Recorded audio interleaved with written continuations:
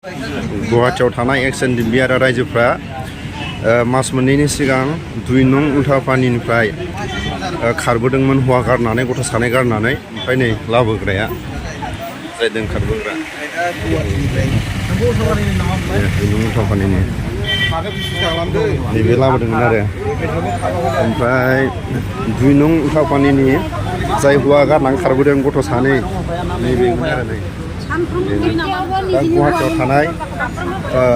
नैबे बाजैमोन आबौमोना लोगो नांनानै हमदों आरो आबौफ्रा नै गथ' सानै आरो हौवा गोनाङा खारबोनानै दा हमदों आरो दा बुजायगासिनो नै गुवाहाटीयाव थानाय एक्स ndfbज आरो गुवाहाटीनि आबौफ्रा बे जायखिजाया गोजा गारनाया बथल दांनाया माने बे 2 नं उल्थापानिनिफ्राय हौवा गारनानै बा गथ' गथाय गारनानै खारबोदोंमोन आरो दा गुवाहाटीयाव थानाय एक्स ndfbज आरो माखासे रायजो राजाफ्रा मेघालय आसाम बर्डाराव बर्निहाट एलेकायाव हमनानै दा बेखौ न'आव दैथायहरसिगोन बै दा बेखौ नै माखासे एक्स ndfbजफ्रा बुजायगासिनो दं आरो गुवाहाटी उल्थापानिनिफ्राय खारबोदोंमोन हौवा गारनानै 2 मास जाबायमोन दा गावनि हौवाया लांफैफिनदों हिनजावा ओमफ्राय हौवाया नैबेनोमोन आरो हौवाया आसलि हौवाया बेनोमोन आरो नै आसलि हौवाया बेनोमोन आरो नै दा मोनफिना माबायदि मोनखो गोसोआ आं गोजोन मोनदों दिनै क'क्राझार 2 नं उल्थापानिनिफ्राय खारबोनाय हौवा गारनानै बेखौ दिनै हमनो मोनबाय ओमफ्राय दा मा बुङो ओरैनो हमबाय बेबायदि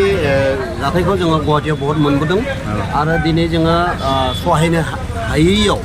जोंनि जिथु दाना दोननाय इउनाइटेड फ्रन्ट अफ एक्स ndfbज गुवाहाटी डिस्ट्रिक्टनि गासिबो लोगोफ्रा जोंनि सेंग्राफ्रा ज' जानानै बे खारबोनाय जिथु सिख्ला फिसा सानै थाखानाय बिमाया दिनै गुबुन सासे सेंग्राजों खारबोफानायावहा हौवाया नागिरबोनायाव जोङो हमनानै हादों बे हमनो हानायावहा बिथांखौ जोङो दा क'क्राझाराव फोथायहरनो नामायनायाव माने बेबायदि गाज्रि खामानि मावनाया बहुत अभार जाबाय ओंखायनो जोङो मा खालामगोन दायो बेखौ एसेबाबो जोङो साजा होनानै जोङो न' थिनहरगोन मोजाङै बेनो आरो दा गावनि हौवाया लांफैदोंना ना सोरबा न'खरनि बे हौवा गदाया लांफैदोंना ना हौवा गिबिया लांफैदों दायो गामिनिफ्राय फैनानै गामिनि हौवा गिबि जिथु सिगांनि बियो फैनानै जोंनियाव मदद बिफायबाय आदामोना जेरैबाबा आंनि हिन्जावखौ नागिरना होदो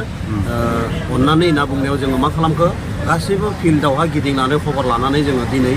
बे जिथु सिखाव दुथांखौनो होनना बुंनांगोन जिथु सिखाव बै सिखावखौ जोङो दिनै जुराबाद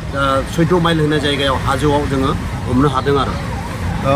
बे हौवा गदायखौ हमनो मोनफादों दा हौवा गदायजों लोगोसे आरो हिन्जावखौबो सानैजों लोगोसे जोङो हमनानै दिनै गथायनानै क'क्राझाराव फोथायनायनि मोनसे थिरांथा लादों